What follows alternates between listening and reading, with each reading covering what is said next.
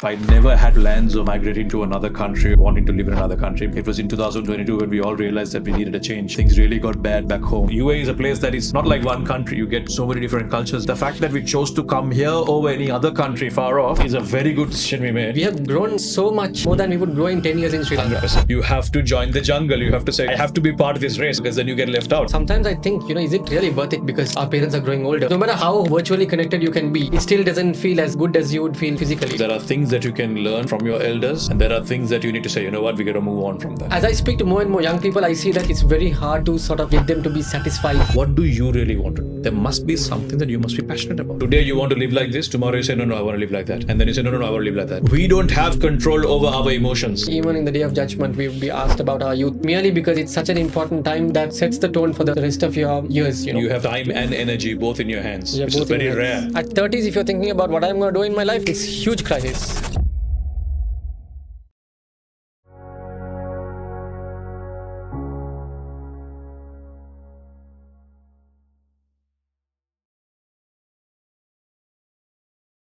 Assalamu alaikum and welcome back to the North House podcast. And thank you so much for joining the conversation yet again. And I'm honestly overwhelmed by the responses you guys have given me for the episodes, for the previous ones we've uploaded. So thank you so much. And today I am sitting down with my dear friend Samir Yoonus. Now Samir is a friend of mine who I've known for more than 16 years. And we've had a lot of conversations privately over the years on different things. We have a lot of interests. We've been business partners, we've been neighbors, but today we are taking this public. We spoke about a lot of things about our move to Dubai, about building a business. We also spoke about something a bit more specific about new age and old age entrepreneurs, what we can take from the old school and what we leave behind, everything along the lines of how we can evolve as new age entrepreneurs as well. A pretty interesting conversation. I'm sure you would benefit from it. So sit back and enjoy. Thank you, Sam, for joining the conversation today. I really appreciate you for taking the time for this conversation. I think we've been looking forward to doing this for a while right now, but we've never got the time. You were so busy, and we started the studio like 2 years ago, but we've never done a podcast together. Exactly. No, listen, I have all the time in the world right now.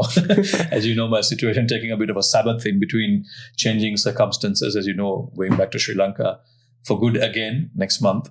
So in that transition period right now. So right now is a bit of a free time. But yeah, I mean, look how far we've come. 2 years ago, it was floods in Dubai, very weird at the time.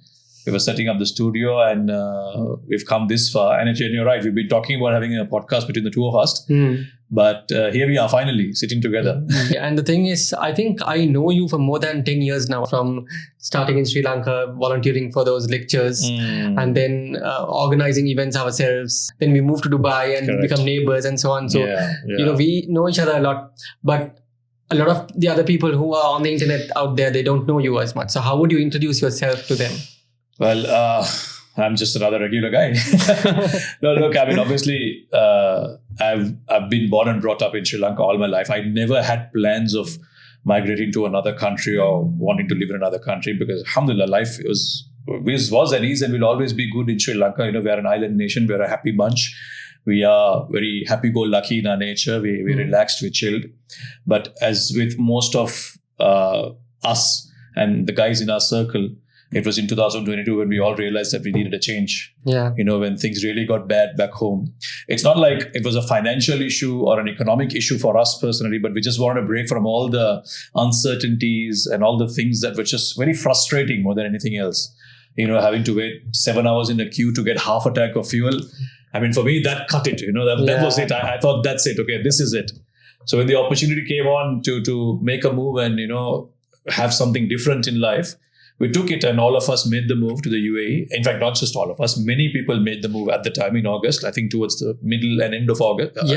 I think from March onwards, since the queue started, you had a massive exodus from Sri Lanka. Correct. Like everyone was moving out, literally. And everyone had different circumstances. Some were genuinely looking for work. Some were well off in Sri Lanka, but they wanted a change in circumstances. They wanted a better quality of life. They just wanted to go away from the uncertainties. I certainly was one of them. I just didn't want to live in that phase of always wondering, okay, what's coming next? What's going on? When are we going to get back to normal? And then when the opportunity came to move to Dubai, I thought it was good. Came here with the family, just like you did. just like many of our friends did. And alhamdulillah, by God's grace, it all worked out for us. A lot of people I know came, struggled, had to go back because they couldn't find something solid. But a lot of us were lucky as well that a lot of us got stable jobs. I mean, alhamdulillah, my situation was different. The company that I have in Sri Lanka is also connected to the company that is here. So it was almost like a move without any problems. It wasn't like looking for a job. It's something that I had just to ask, can I come there? And it just happened. I mean, we'll talk about that some other time if we have to. But life has changed so much since then. It's been almost 4 years. Yeah. The one thing that the UAE has taught me is, how much bigger the world is. Sometimes when you live in a country like ours, we are a small island nation. Almost everyone knows each other.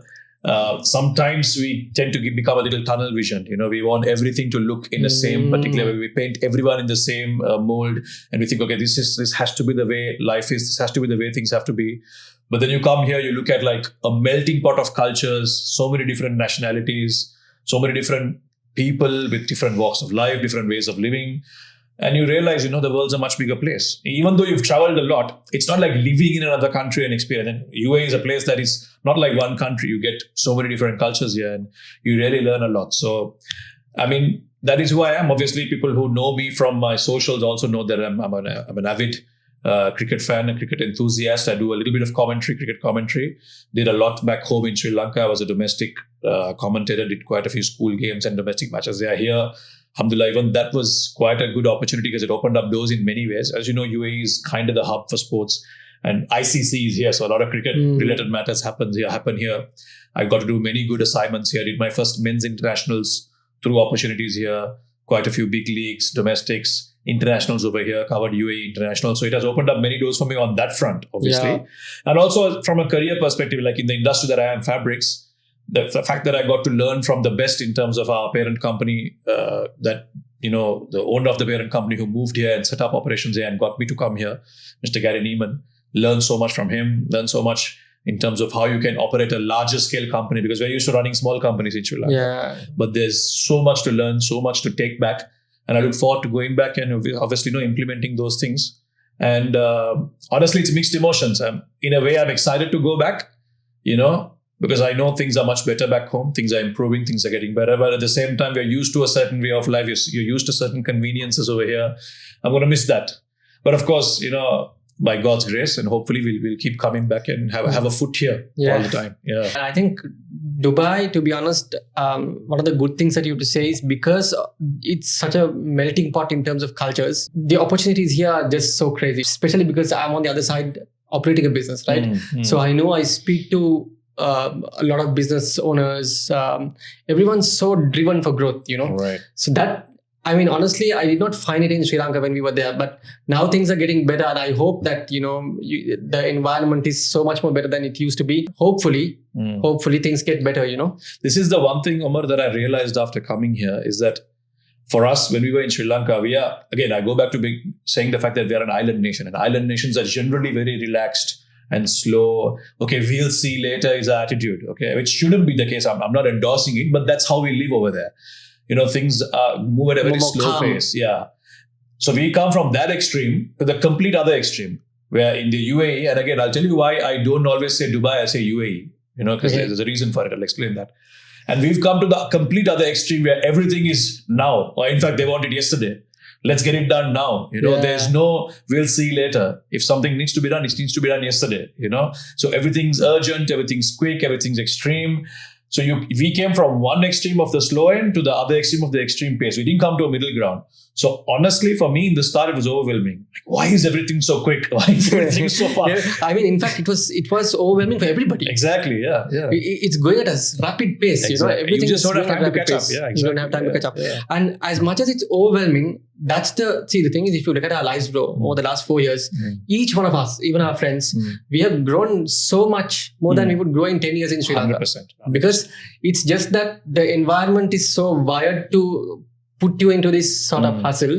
I mean, I'm not saying all is good with hustle. Of course. But there are cons to it as well. But it has really pushed us into the pedestal of putting out our best. And you have no choice but to join it. You can't slack. You can't relax and say, no, I don't want to work this way, because then you get left out, because then you can't survive. Yeah. You have to join the jungle. You have to say, I have to be part of this race. If not, I'll get left out. See, the thing is, because it's so competitive, there's so many people looking for jobs, opportunities, so many businesses pitching the same services, right? So there is no room to slack. And the other thing is, if you slack and if you lose that opportunity, you know that you're not going to be able to survive tomorrow. Exactly. In Sri Lanka, that's not the case, right? You can still survive, isn't it? Because it feels home. But here, if you don't make ends meet for a month or two, you're just going to get screwed, What you're trying to say is there's no support structure here. Yeah. At least there are people you can fall back on. You can rely on your families and your friends, your relatives. But here, you're by yourself.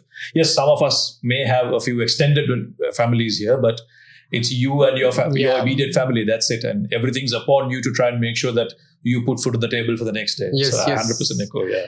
Essentially, it's also risk reward, right? Correct. So the more risky it is to sort of be in play, the better the reward is technically. Oh, for sure. I mean, that's principles of business, isn't it? Yeah. So you're looking forward to going back to Sri Lanka? Yes and no. Like I said earlier, everyone asks me, are you happy? Are you sad? And I really don't have an answer. Like, I want to go back and be closer to my family. Obviously, that's one thing I'm really looking forward to.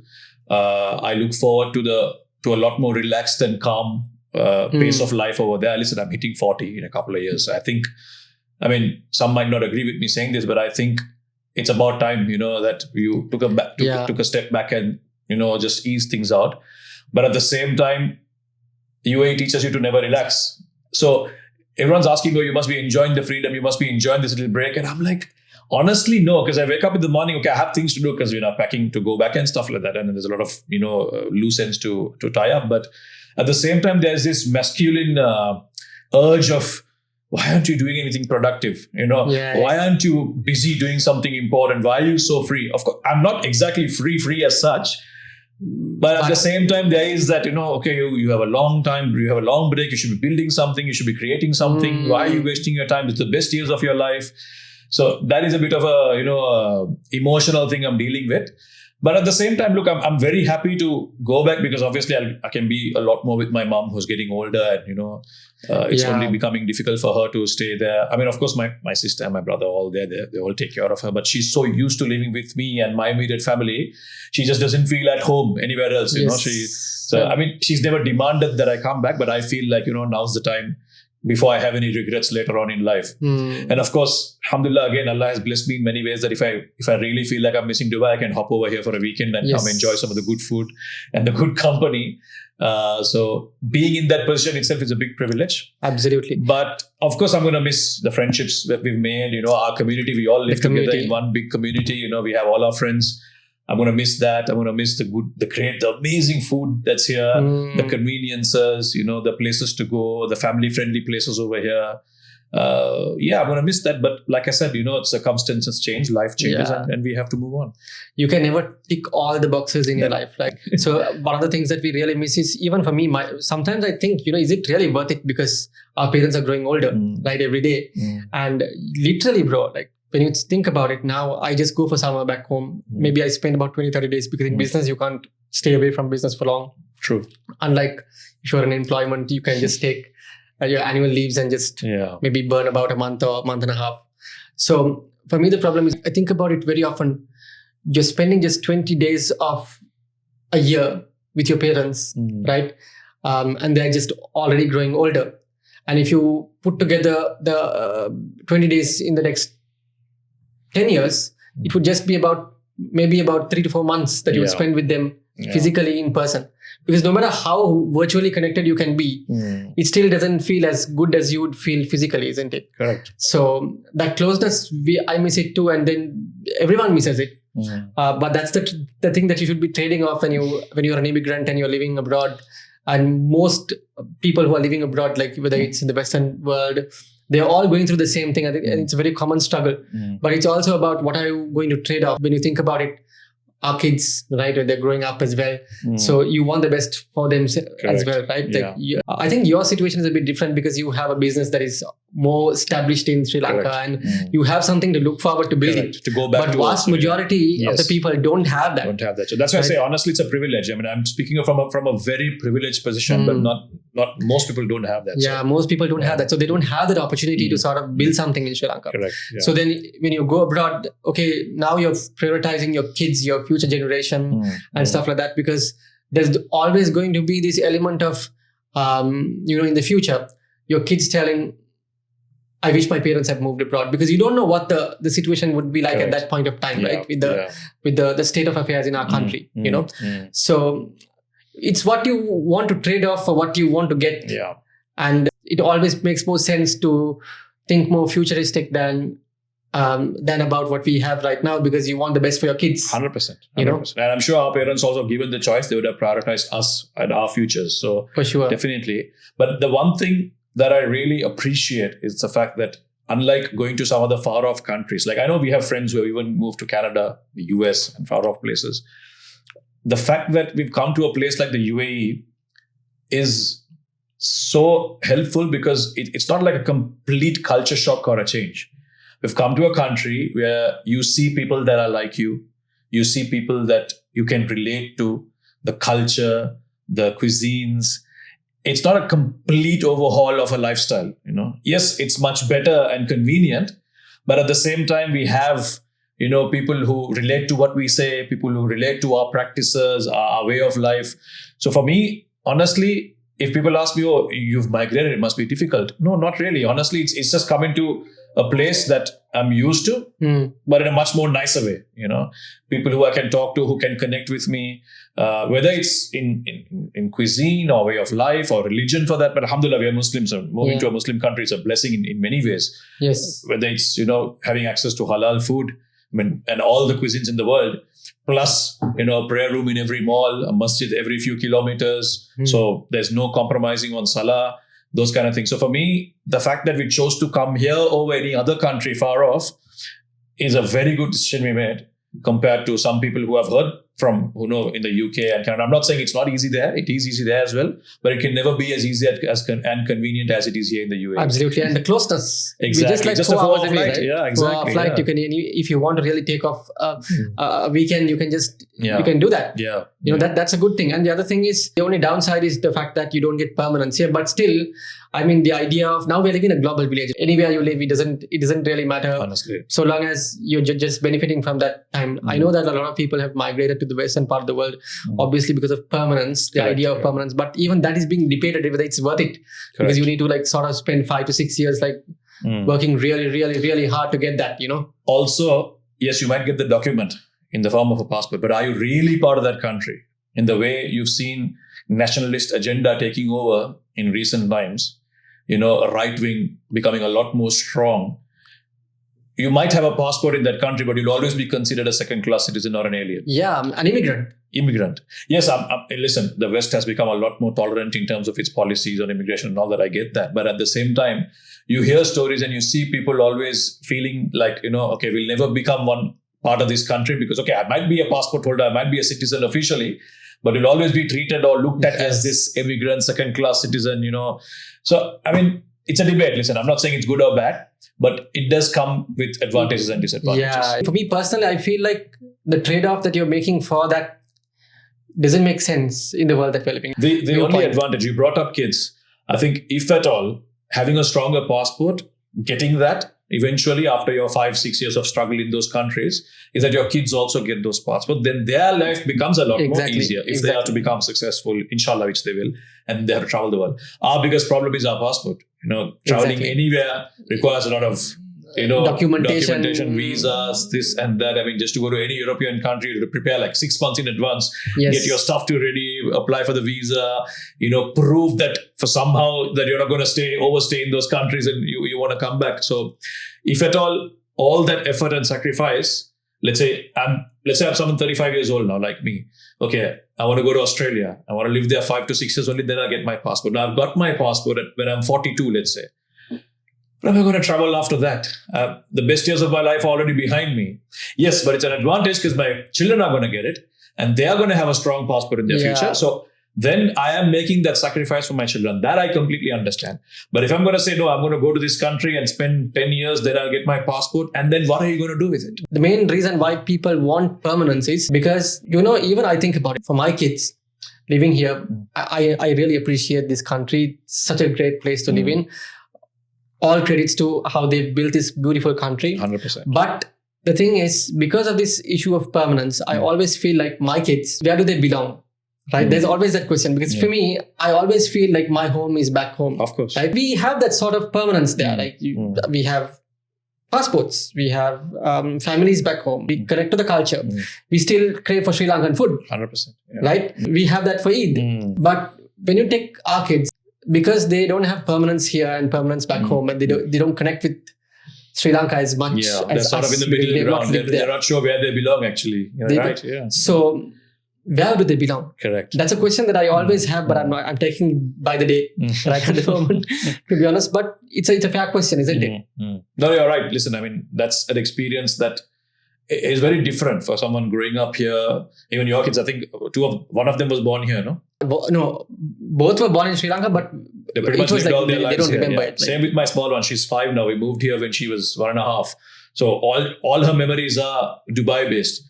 So now when we tell her if we're going back to Sri Lanka, it's like, we're going to grandma's house. But she only remembers the good times with the cousins. But now that she's growing up and she sees the actual Sri Lanka, I don't know if she's going to love it or she's going to be like, Papa, can we go see Burj Khalifa? I have to show her the Lotus Tower, Yeah, exactly. But, no, you're right. That's going to be a thing for the kids to try and understand, okay, where do we really belong? If they're younger, it's a different story because they adapt fast, right? Correct, yeah. But when they grow older into their teens, they sort of feel belonging. And identity.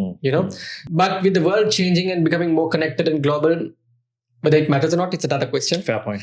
So I wish you all the best with your journey back home and settling in there. And so Sam, I was just thinking yesterday when I thought that you were going to have a conversation today for the podcast. What can we talk about? I was thinking with you, the thing that I see is you are not too old. Right. Although you have a little bit of white beard now. Although you have a bit of white beard now. And you're not too young either. And you worked in a traditional business, which is fabric business, which is very old fashioned to say, not so new. Yeah, considered traditional, considered a family business. And you also use social media actively, which is a good thing. So I see a bit of a paradox in you. Like, you have a bit of the older side and the younger side as well. And you work with older people, you work with younger people. And naturally in your late 30s, you're exactly in between the new generation and the older generation. So I was just thinking if we can discuss there are good things with the older generation that needs to be preserved. And there's also good things that we can learn from the younger people. 100%. And being in middle, I'm sure you've seen the trade-offs and what you need to be looking at and what you should not be looking at. So I thought we can discuss that. What do you think? Is it a good idea that you've seen? I'm sure you've seen a lot of that. Listen, I'm sure. Thanks for reminding me that I'm supposed to have a midlife crisis right now. Transiting in between. I think that's a very important discussion to be had because sometimes you tend to get lost between the two worlds, right? Especially from my community, we're Memons. And from where I come from is generally the sons take over the father's business or they join the father's business. And I've seen it many times where the ideas completely clash. The son wants to do something completely radical and the father is completely against it. And then they don't see eye to eye. And then the son says, you know what, I'm going to do something else. You can have your business. And this father's depressed saying, okay, who am I going to give all this business to? Who's going to take over? I've seen it enough and more times, especially in the PETA market. You see that happening quite a lot because PETA is a traditional way of doing business, textiles. And some of the guys, the sons who go abroad, they get their degrees and they come back like, what is this? Yeah. You're ordering containers from China. You don't have a single document for it. What's going on, Exactly. So there is a clash, obviously, in terms of the way things are done. But it's not impossible to mitigate. I think, like in everything else, even in relationships, there's a bit of compromise that needs to be done on both sides. You can't stick to one way of doing things and say, okay, it's this way or the highway. From both sides, even from our elders who have had their principles and the way they do their business and the way they carry on and go about their work, they need to understand and come to terms with what's new and what are the more modern ways of doing things. And at the same time, us youngsters, and I put myself in the youngster bracket very conveniently, need to realize that there's a lot of learning and wisdom that can be had from the older generation. Okay? There are certain principles and values you can pick up from them, which would be amazing if you apply it in your modern ways of doing things. Now, you don't have to do it their way, but you can pick up the good things from their ways and apply it in your modern way of doing things. So there's a lot that can be unpacked. How you measure performance, how you measure your business. For example, in the older days, they'll say, okay, you put this much, you get this much. This is a good business. We don't talk about GP. We don't talk about net profit for them. They don't look at the overall expenses. I invested this much and I got this much. This was my profit. But yeah, what about the expenses you made along the way? What are your running expenses? What are your operating expenses? Exactly. So many ways of looking at things. So I think it's a brilliant discussion to unpack. Yeah, I think the main point is, Samir, when you look at the new generation, the older generation, the newer generation is extremely good at practically looking at stuff that is suited for this generation. Correct. Which is something that you need to look at because you're talking to the future, right? And the older generation, when you look at them, they are very much well aligned in terms of values, morals. Obviously, because the world that we're living in right now. Yeah. It's a chaotic, distracted generation that we're living. People don't know what they want for themselves. There's a morality crisis. There's a spirituality crisis. There is crisis by every means. So obviously at that instance, the wisdom, the values, the morals should come from the elders. Correct. Which is, we cannot discard that, because if you discard that, you're just letting down your backbone or the essence of what you want to be. But practicality, in terms of like how you do things, I feel like the older generation need to take that from the young people. Correct. Because you need existential flexibility. These self-help writers speak about this a lot. They speak about existential flexibility. And what that means is, you need to be sort of flexible to adapt to what the new age needs. For example, the Kodak film cameras, right? Yeah. Those days, film cameras used to exist. Those rolls that you used to print on. Yeah. In the advent of digital cameras, Kodak was making good sales with these film rolls. In the advent of digital cameras, they did not adapt. So they said, look, we are comfortable. Yeah. We are having these good sales from film rolls. So we are not giving it up. We'll just stick to what we are doing. No changes, no adoption. Just go with what we are doing. And as soon as these digital cameras came in, within 3 to 5 years, the film roll market entirely collapsed. Yeah. And merely because they did not adapt, they were kicked out and wiped out. Same story with Nokia. Nokia. Yeah, perfect example. BlackBerry, and how you have all these other markets. Yeah. So if you don't adapt, you get kicked out. So practically the older generation needs to also look at, learn from the younger generation as to what's relevant, what's new, what's the new thing that you need to be doing. But at the same time, the younger generation needs to look up the older generation and say, where am I getting my values from? Correct. Am I right? Yeah. Now listen, I mean, there are two extremes. I talked about extremes earlier in terms of culture, in terms of the way we work. There are two extremes. There are things that you can learn from your elders, and there are things that you need to say, you know what, we got to move on from that. But I'll give you a very comfortable or perfect example for exactly what we're discussing, right? My father wasn't a billionaire. He was well-to-do, but he wasn't like ultra-rich. He took care of us. He gave us education. Alhamdulillah, he did everything for us. He had certain policies in business and in financials, right? He used to tell us, and you will not believe me when I tell you this, he never had a bank account. Oh, damn. His whole life. He didn't believe in bank accounts. And when you asked him why, he had a brilliant answer. To date, I tell people this. He says, I keep my money in a bank account. And then I have to stand in a queue to access my own money. Why is that? I don't need a bank account. I'll manage in cash.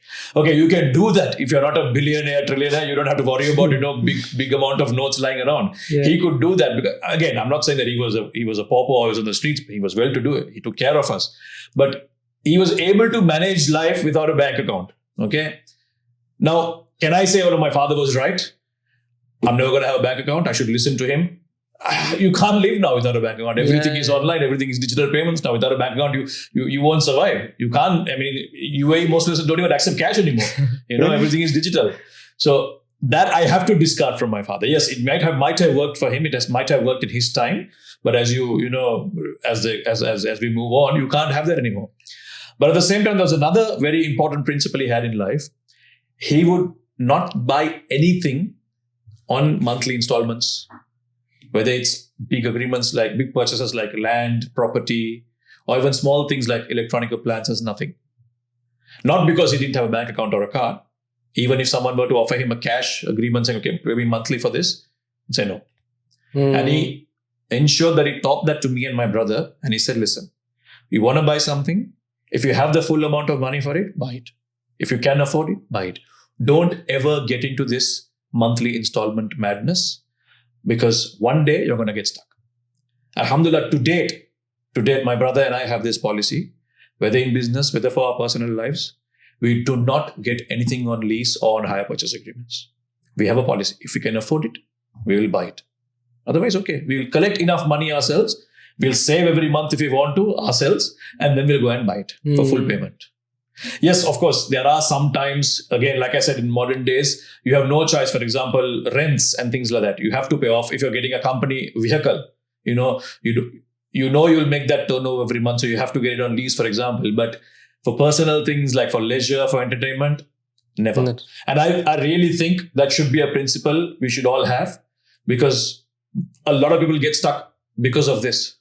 Swipe the credit card. Okay, let's put a monthly installment. They buy this, they buy this, they buy that, they buy a TV, they buy a system, they buy everything. And by the time your salary comes, most of it is wiped off in those installments. Before you know it, your credit card statement is paid and you're left with nothing. Or whereas you didn't even need half the things that you bought. So that principle, I think I'll take that to my deathbed. That I'll never buy it unless I can afford it.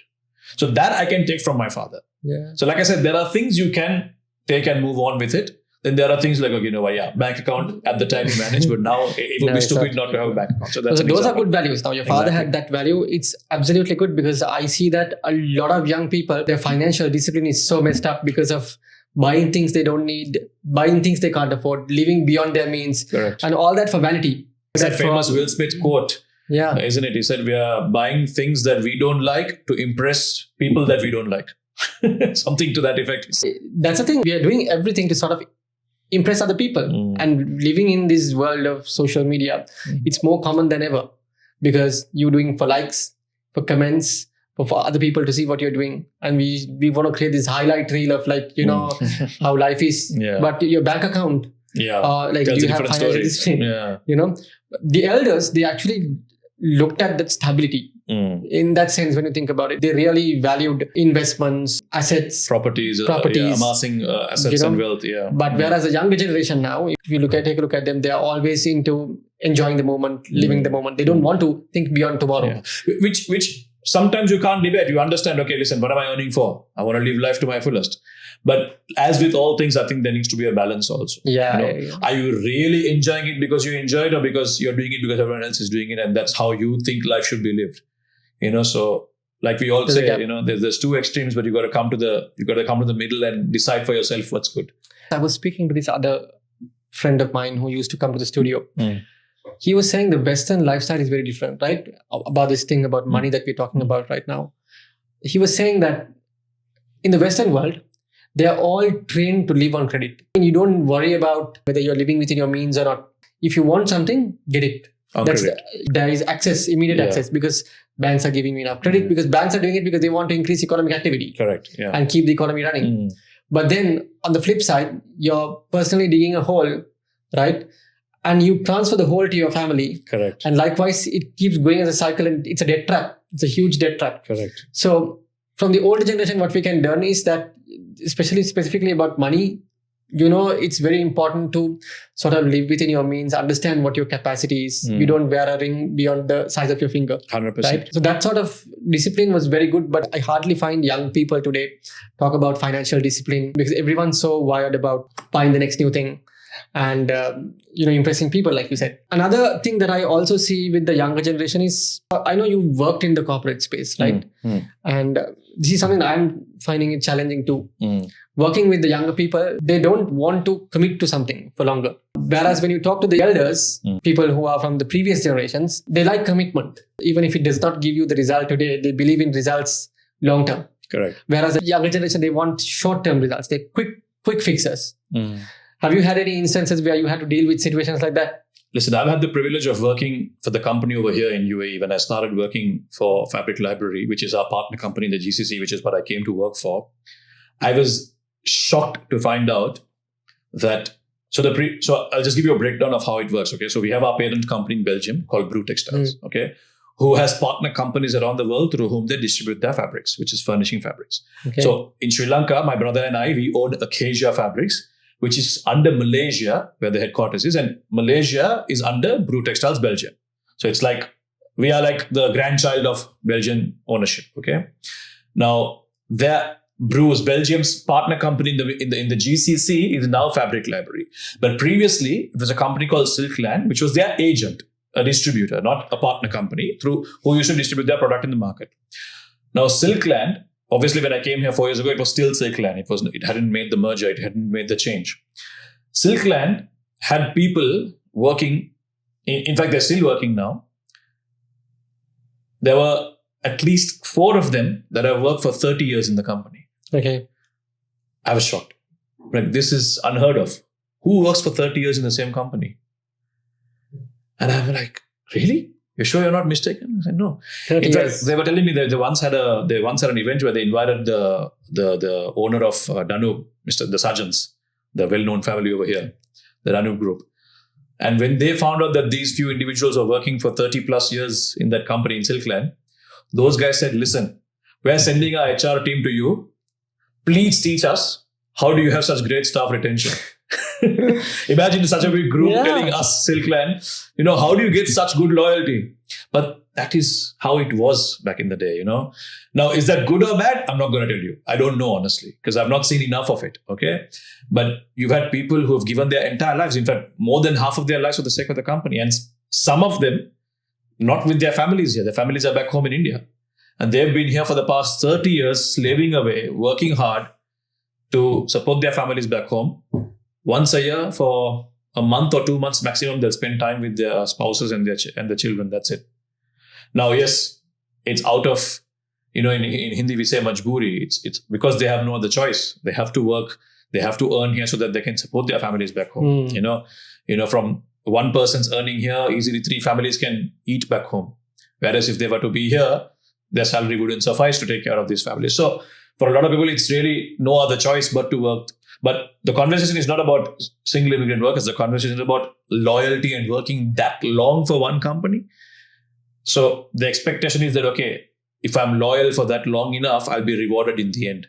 I'll get noticed. I'll be seen as someone who's, committed to the cause of the company, which is great, which is what you want. As a business owner, I would love that. As long as I'm going to reward that loyalty. I'm going to reward that commitment. But if you've served long enough in the company, 30 years, for example, or 20 years, even 10 years for me is very long. And you don't see the result of it. You don't see the outcome, the appreciation for it, the outcome of it, then what have you been doing all your life? So it's really up to the business owners and the decision makers to notice this loyalty and to reward. Yes, you can be loyal. You can be working in a company for 20 years, but not be a great performer. You're just there because you're there. You're filling in the numbers.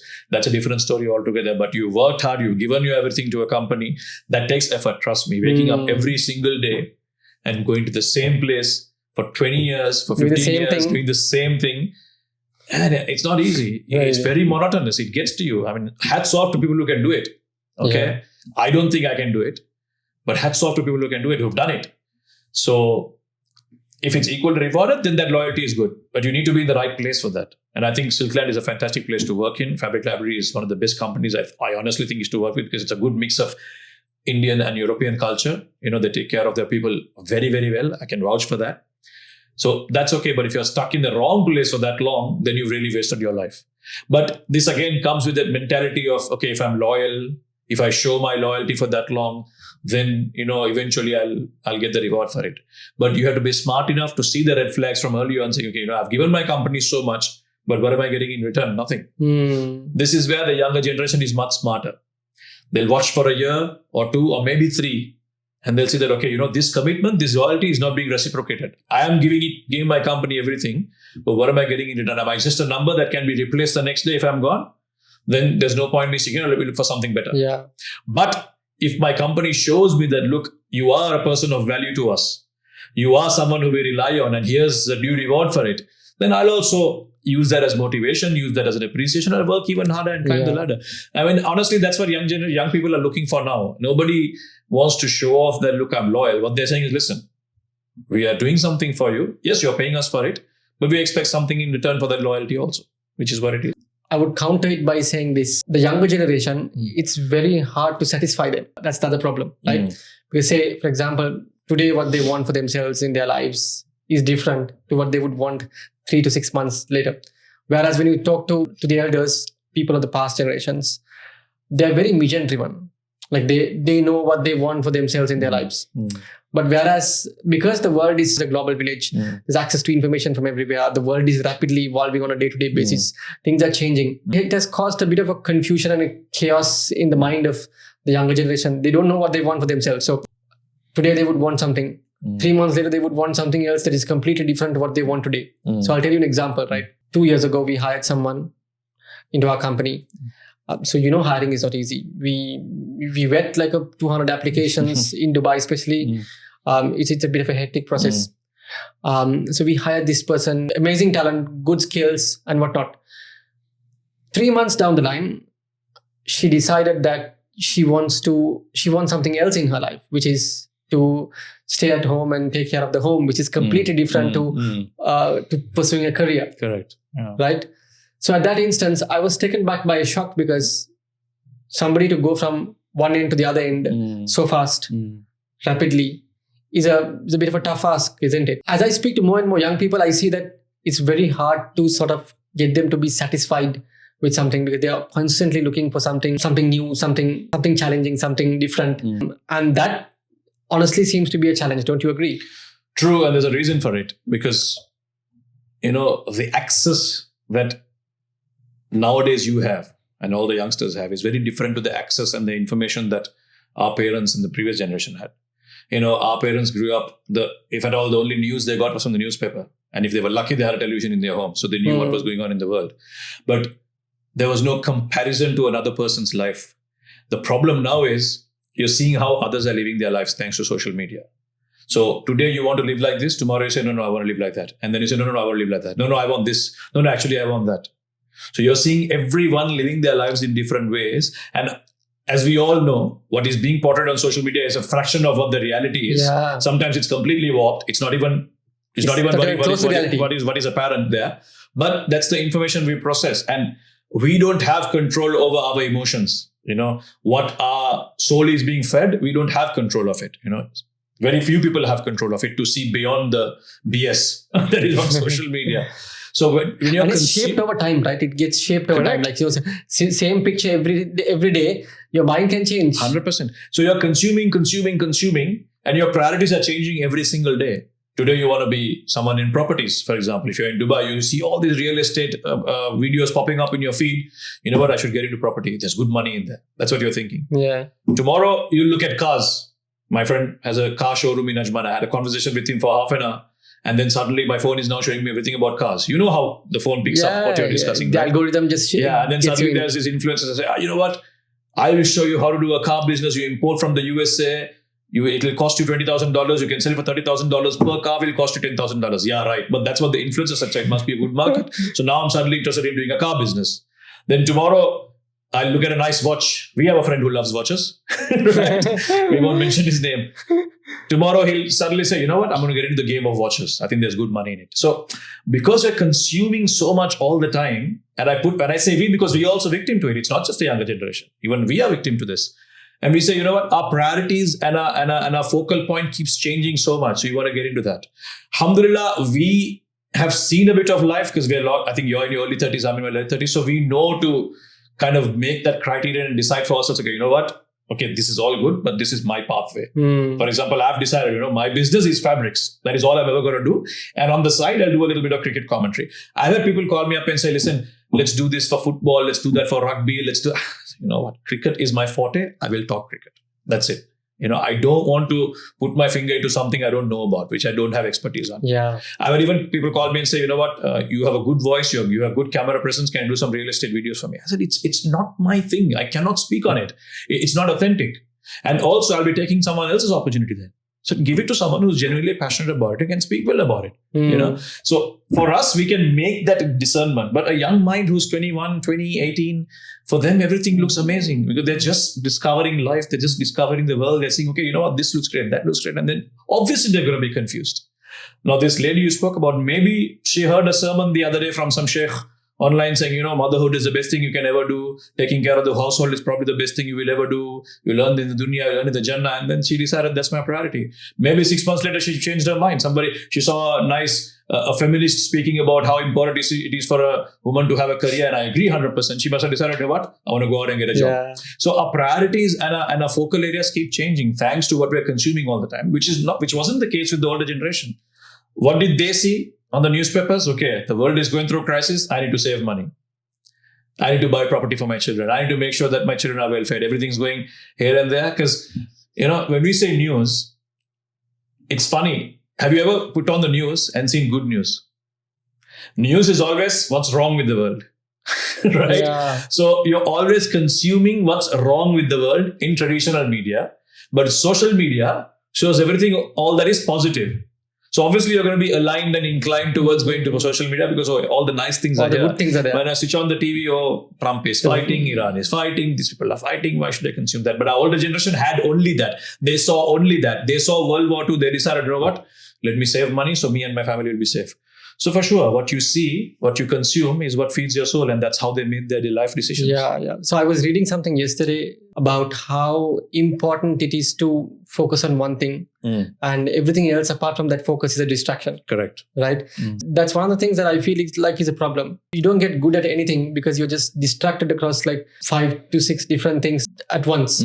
Right? You can't get good at that thing naturally. Even in marketing, for example, if you say, I'm going to do performance marketing, I'm going to do content, I'm going to do that, I'm going to do this. If you put everything into one basket, you're never going to get good at mastering how to do one thing. Correct. You get my point. So the younger generation, what they need right now is as much as there is access, they also should control how much that access gets to define what they should be doing. If you just let the media manipulate how you do things on a day-to-day basis, you're living a controlled life, controlled by someone else, controlled by bigger agendas.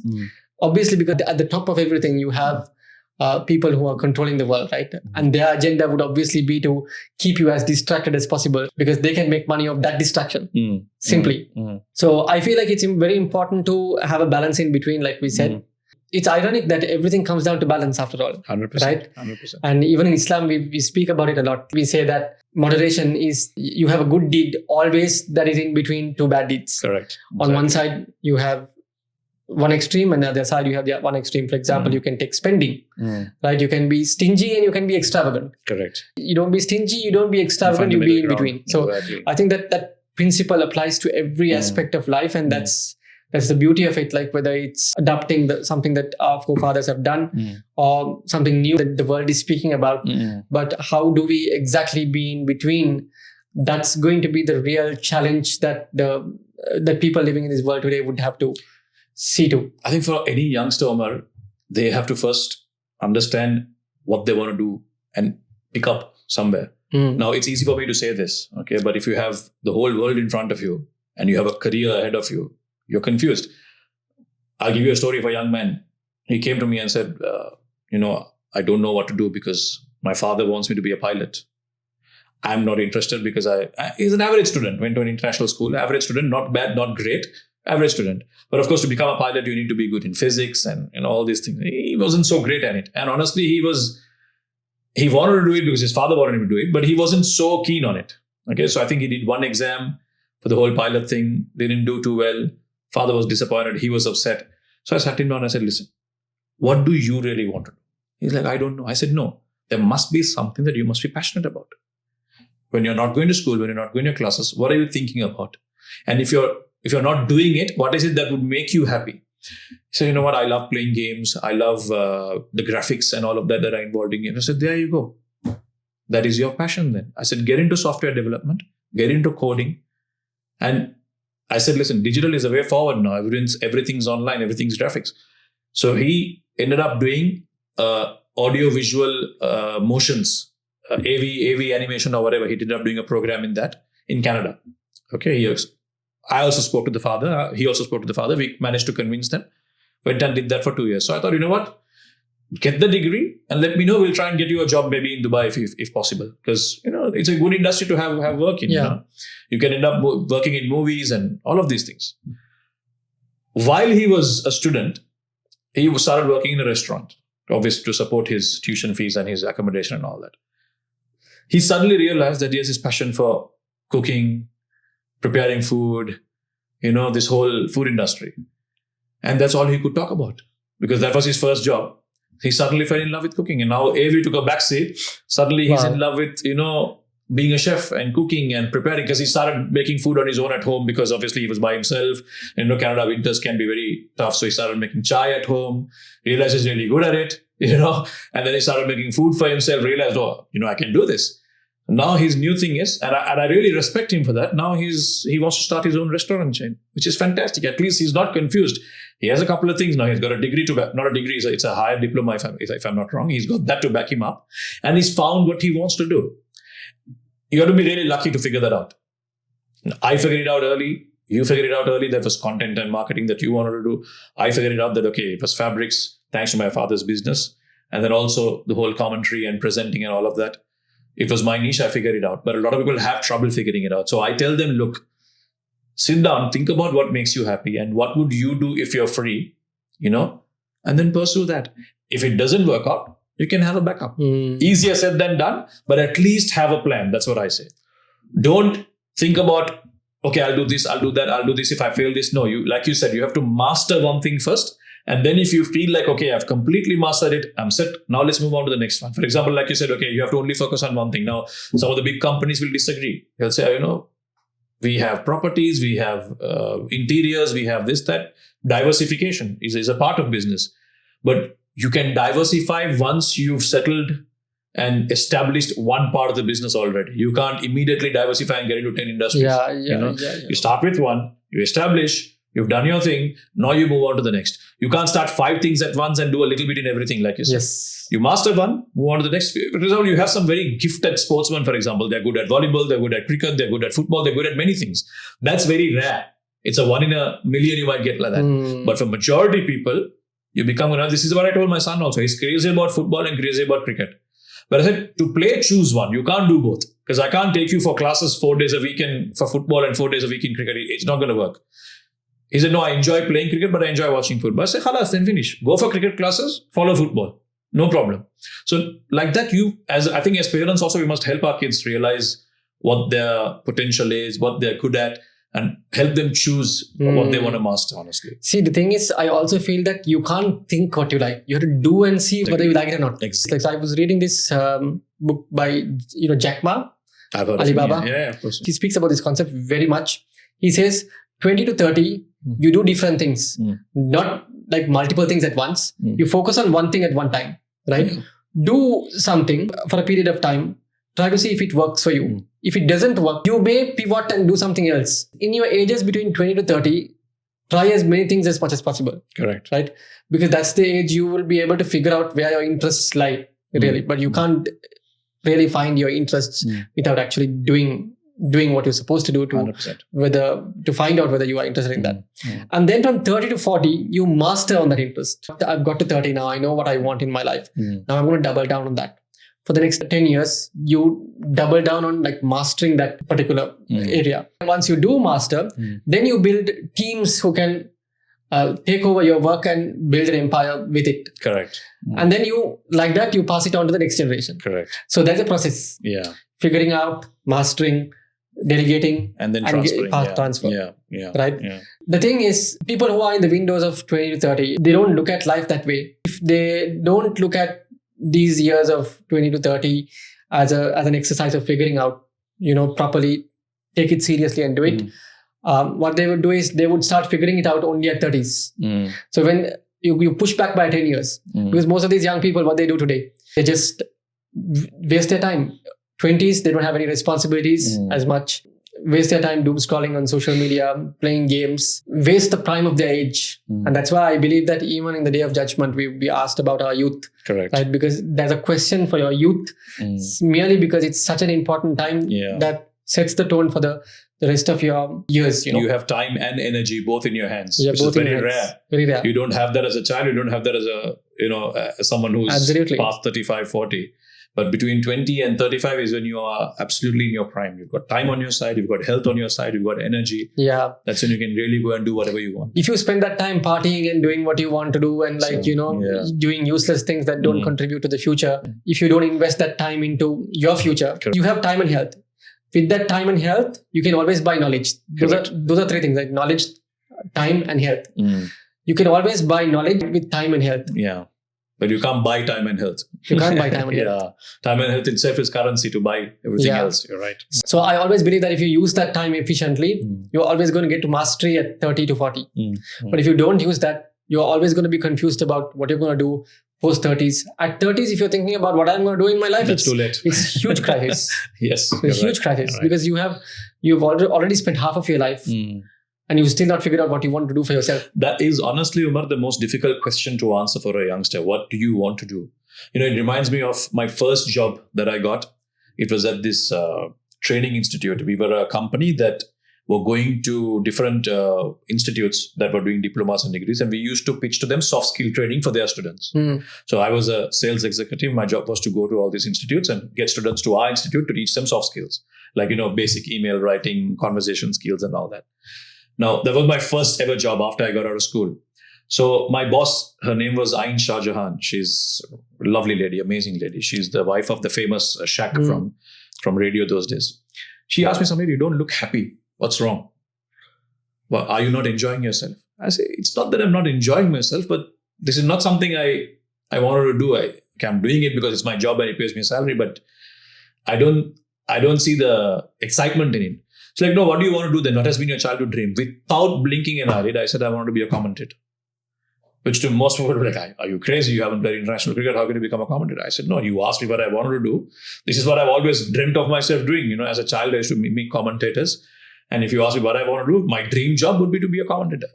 And you know what she said? She didn't completely discount me or discard me. She didn't say, oh, you're stupid. You can't do these things. Stop having crazy dreams. Be realistic. This is what you have to do. She said, you know what, Samir? I understand. I can't help you to become a commentator, but what I can help you with is getting to that path. And I said, how? She said, see, commentary is broadcast is media. You have to get into media. You can't be doing these sales jobs. I said, okay, but I have no experience. I've just come out of school. She's like, exactly. So what you have to do is get into news. And she set me up for an interview at MTV, which I went on to present News First MTV. She said, listen, they're looking for news presenters. I know because my husband works for the network. Let me set you up for an interview. I'll send you. See how it is. So I went for the interview.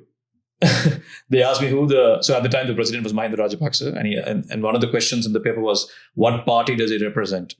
International school kid, what do I know about politics? I said JVP at the time. So they asked me, why did you say JVP? I said, because he wears the red shawl, so I'm assuming he must be JVP. Got it left, right and center. They're like, are you sure you've come for a news presenter, a journalist interview? I said, look, listen, all I know is I can talk well. And this lady told me that, if you want to be a commentator, you have to become a news presenter. So here I am for the interview. They said, you know what, if that's the case, we'll do a screen test for you. And if you're good at that, we'll let you know. So they put me in front of the camera. First time in my life, ever. There was a teleprompter. I just had to read from the screen. They said, okay, fine. See you later. Bye-bye. I thought, you know what? Waste of time. Should have never done that. We'll just continue doing this job. 2 days later, I got a call. They said, listen, you failed your written thing completely because, your political knowledge is zero. But Chairman really liked your screen presence, so we want to give you a chance. When can you start work? Wow, I'm a news presenter now. Completely out of the blue. But then at that moment, especially when they put that camera in front of me and when I read from the teleprompter, there was this confidence that I felt. And I felt like, you know what? I belong here. Sometimes when you're doing something and you're like, this is it. This is what I was made for. I felt that in that moment. And I knew, okay, this is what I'm going to be doing for the rest of my life. Okay, I didn't do that for the rest of my life for obviously life circumstances. But I just felt that in me that, this is what I've always wanted to do. Sit in front of a camera and talk. It just came to me as like an enlightenment. Like I'm sitting on top, below a tree and it was an enlightening moment for me. And I figured out, okay, this is what makes me happy. Speaking in front of a camera, presenting, talking. Obviously, I wanted to be more in sports, but you had to start somewhere. And I got into news presenting, youngest news presenter at MTV and all that. I think I still hold that record. But I'm just saying, so I think everyone needs to have that moment in their life and it needs to come early. Like you said, it can't come after you're 30. Yes, it's never too late to realize what your true potential is. But the earlier you start, the better it is, then you have an advantage of really pushing through. Yes. 18 years later, here I am in UAE, still a commentator. I've done internationals, all because I had that little spark moment over there and I figured out this is what I want to do. So, like you said, you need to start early and figure out what makes you happy. What I really love about how you found interest in commentary is that your commitment to put hard work into like working on it. Like I see that you do that now. Like even if you're doing a corporate job, like from 9 to 5, you still do cricket commentary late at night, right? Bro, the first year here in the UAE when I moved, okay, no car also because you have to do the driving license exam here newly to get the car. And my office was in JLT. We live in Kisses, you know that, which is like 50 kilometers. So go to work early in the morning by metro. Okay, 6 o'clock in the morning, I leave home, get to office, do the 9 to 6, by the way. And then when I finally got connected to some people who knew friends in the broadcast scene, and they gave me their first commentary gig, which was at ICC Academy in Sports City. Matches used to start at like 7:30 at the time, or 7 if I'm not wrong. I used to finish work, get a car lift, and go to Sports City. Match starts at 7, or they had 2 matches if I'm not wrong. Either way, the matches would finish at like 12 o'clock, 1 o'clock in the night. I'd get home at 2:33, wake up again at 6, do the thing. This was every day for almost 6 months, Monday to Thursday. I could have done Friday, Saturday, Sunday also if I wanted to. There were matches to do. They kept calling me, but I had to spend time with the family and get some sleep. But it was that hard work, which I think is what gave me the recognition that I got, and then alhamdulillah, today I'm in a situation where I can pick and choose the gigs that I want to. And I got to do international, some of the bigger, better leagues and the more high profile leagues and stuff like that. So anything you do, even if you're really good at it, you still have to work hard. You still have to show up. Yeah. You still have to play the part. You have to be the part. You have to actually turn up and be there. Otherwise, nothing's going to get handed to you on a plate. Forget it. Finding out what you like is one thing. And then putting the hard work to make it work is the other thing. 100%. If you don't put in the hard work, and you would never be able to master what you really want to do. Correct. And thank God, like you've come so far in that commentary journey now, you have bigger things to look forward to, isn't it? Because of the hard work that you put in. Of course, 100%. You can see that. Even now, I would say, the thing about being a professional is that you never stop learning, right? You would never come to a point you say, okay, now I'm the best. I've learned everything. Virat Kohli, how old is he? He's at the twilight of his career. He's just playing one format for India now. He's retired from T20s and tests. He's only playing ODIs now. At the end of the IPL 2 days ago, what did he say? I've learned so much. I've grown so much. Virat Kohli, I've learned so much. What is there for him to, what is left for him to learn? Someone like him saying, I've learned so much, that shows you that as a professional, you've never learned everything. There's always things to learn. There's always ways to grow. The day you realize you think or you tell yourself that now I know everything, that's the day your downfall starts. Yes. So every day you do it, you try to become better the other day. In my news reading days, my bulletin was from 9 o'clock to 9:45, the prime time news at night, okay? So I finished that. My shift was from 2 to 10 p.m. 2 p.m. to 10 p.m. was my shift. So the last thing would be the news bulletin at 9 o'clock, where my family would also watch me and then they call me, we saw you in the news and all that. I would come back home, 10 o'clock, I would switch on Al Jazeera and I would watch the news for 2 hours before I go to sleep. Now, why am I watching news? Not because I'm interested in international politics. I already know the news because I was in the newsroom the whole day. I watch those international presenters and I see, okay, what are the good things that they're doing? And I pick up all their good pointers. Not to copy or imitate, but to get inspired and to say, okay, you know what? This works. Maybe I should try this in my style. And to also see the things that as an audience while I'm watching, this is something that I don't like. The way she says is the way he says that. Okay, I must make sure that I don't do it. And then they also used to have a repeat of that news later in the night of the one that I presented. I used to watch that also to see how I've done. To date, when I do a commentary stint, okay, usually it's 20-over matches. If I've done a commentary stint, the next day, if it's available on YouTube, I'll go and listen to myself, the whole match. Because I want to see, okay, did I say something that I shouldn't have said? Could I have said some things better? Should I have said this instead of this? So you have to put in the hard work and at the same time, constantly look to improve and learn. If you're not going to do that, then I'm afraid your journey will cut short or you'll be stagnant, you will not grow. You want to keep growing, you have to keep learning. You have to be your own biggest critic. Self-criticize as much as possible. Before others say it, you look in the mirror and say, you know what, I can do this better. I can do that better. That's when you'll seriously grow and become the best version of yourself. And you need to be patient in that process as well. Like 100%. There's a lot of things that you're going to go through in that process. Nice having a conversation, Sam. Yeah. We've talked a lot. Really appreciate you taking the time. One last question I would like to ask you is, if you take old gold versus new age, where do you think you would land? Exactly in the center, which is where I am right now. No, look, like I said, even in the previous things that I've been saying that, there's a lot to take from the older generation in terms of values, principles, and certain non-negotiables. Okay, I gave my father's example. But then at the same time, you have to move with the times, okay, and see that the younger generation comes with certain things that you cannot ignore. Like a lot of things that have processes that our parents or our older generations used to have can be simplified with modern ideas. You can't be rigid and say, no, I'll do it this way only.